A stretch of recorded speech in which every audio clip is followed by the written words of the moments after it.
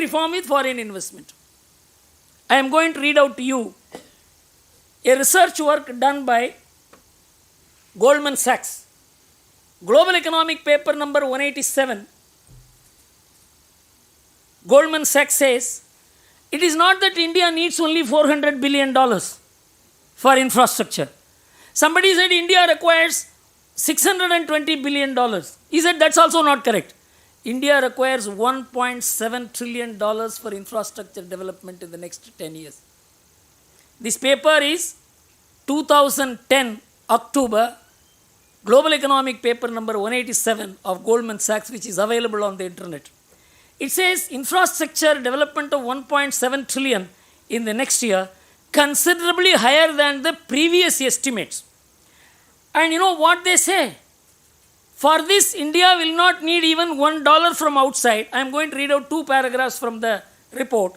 The main channel of funding for infrastructure currently is household savings, intermediated through the financial sector to the government, which then spends on infra.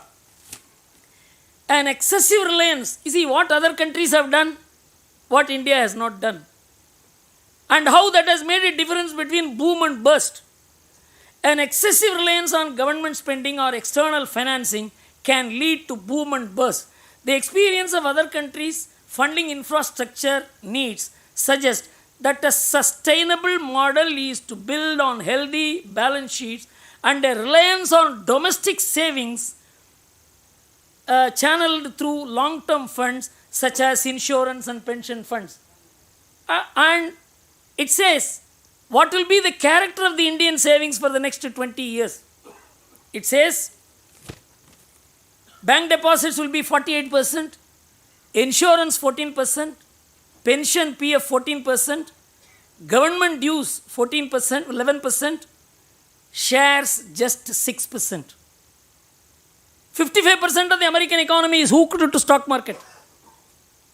Only 6% of Indian savings will get into stock market. But we value Indian stock market like Americans value Dow Jones. See what an amount of economic distortion in our thinking, in our understanding about India.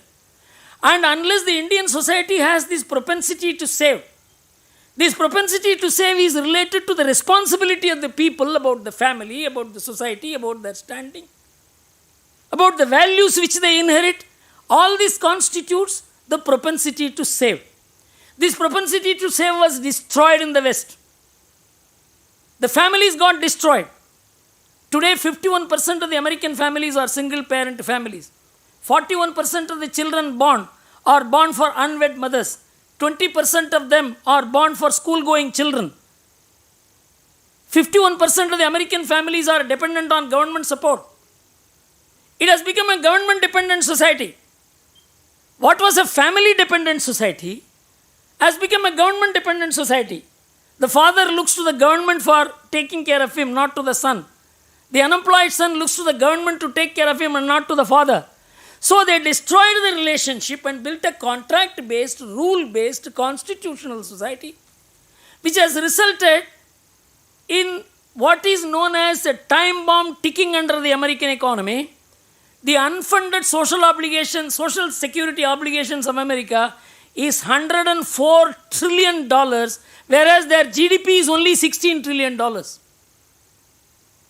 This is the biggest and the most powerful dynamite under the American economy.